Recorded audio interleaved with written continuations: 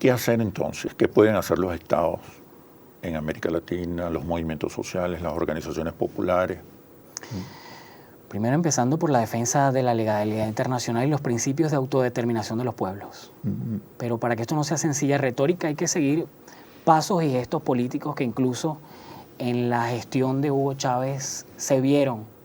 Pero ¿Cómo cuáles? ¿Qué hizo Hugo Chávez? Traer las reservas de oro a Venezuela, fortalecer y crear el Banco del Sur, fortalecer la integración regional, no solamente a nivel de Mercosur, sino ya crear la UNASUR, crear la CELAC y convertir eso en un diálogo entre pueblos. Aquí la batalla no es únicamente por las finanzas, no es por el monopolio de la violencia, no es por el iuris, la batalla es por la imaginación. Por los relatos. Por los imaginarios nacionales. ¿Qué pasa cuando las crisis económicas quebrantan la solidez intelectual, ideológica, política de los pueblos? La guerra psicológica y la guerra de información que ha avanzado no solamente contra Venezuela, sino contra gran parte del mundo occidental, atado a las redes sociales, es un proceso que ha roto lo que se llaman los umbrales perceptuales. Esos espacios del inconsciente donde defines qué es correcto y qué no. Por tanto, tenemos lo que Max Kaiser llama una humanidad insectificada, es decir, únicamente pulsional, irracional, atada ya a la respuesta inmediata a lo que viene preprogramado y prediseñado a través de redes sociales. Allí es donde la cultura, la historia se antepone a la información, a la sobreinformación y al control social y hegemónico de las redes sociales y del mass media. Hablan de las redes como espacios de participación, de comunicación, sin censura, sin límites. No, son espacios de control social. ¿De qué manera? ¿Cómo funcionan? ¿Quién opera la máquina? Un maquinista. No es una mecánica, es una maquínica. Hay una intencionalidad con el sencillo hecho de comprar más publicidad, de tener más medios, de tener robots y además acceso privilegiado a la información de esos usuarios que te permite redireccionar esos mensajes de manera... Además que la profundidad de los contenidos es inexistente. No hay profundidad. Es un chisme tras otro. Incluso no son contenidos. Se cumple la tesis de más información es desinformación, con mensajes mixtos, con medias verdades, con apelación a las autoridades, con astroturfing, es decir, un montón de procesos que sencillamente terminan embotando a las grandes audiencias y que terminan nublando, creando unas nebulosas, digamos, mediáticas, rompe con los umbrales de la racionalidad y ahí cualquier tipo de contenidos, digamos, simples, sencillos, directos, son los que quedan.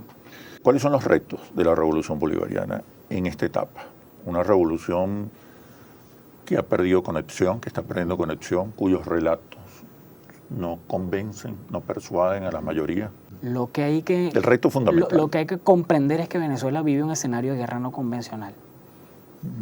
Y hay que entender que si es no excepcional el accionar del enemigo histórico sobre el proceso bolivariano, fíjate bien, sobre el proceso, sobre el bloque histórico, más allá del gobierno, no convencional tiene que ser su respuesta, no convencional tiene que ser su accionar, e incluso pensando en a qué estado respondemos y a qué estructuras sociohistóricas estamos interpelando.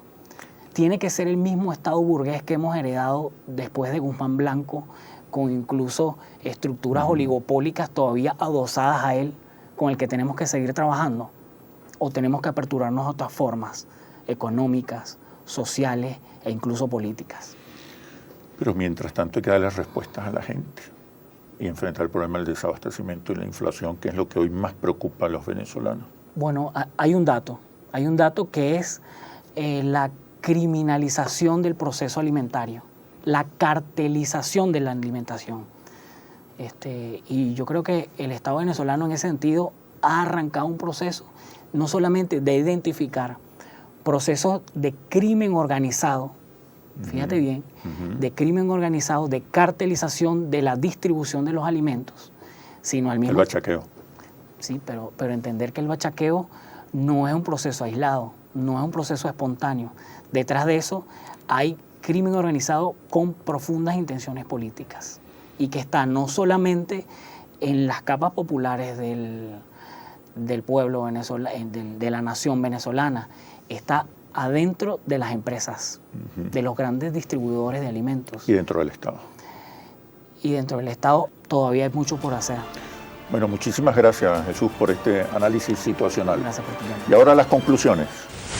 La actual crisis global de los Estados-nación es un proceso inducido y programado por el capitalismo financiero para imponer un modelo sin controles ni equilibrios, sin resistencias sociales ni contrapesos. Hay una arremetida de la derecha global contra los gobiernos progresistas en el mundo que están enfrentando esta nueva estrategia de dominación, que se expresa en la caotización de la sociedad y de las economías, la guerra mediática, el crimen organizado, el paramilitarismo y la parapolítica. Así culmina este análisis situacional. Los invito a seguirnos por nuestras redes sociales @interlaces y @asituacional o visítenos en nuestro portal web interlaces.com. Soy Oscar Chemmel y los espero en un próximo análisis situacional. Hasta pronto.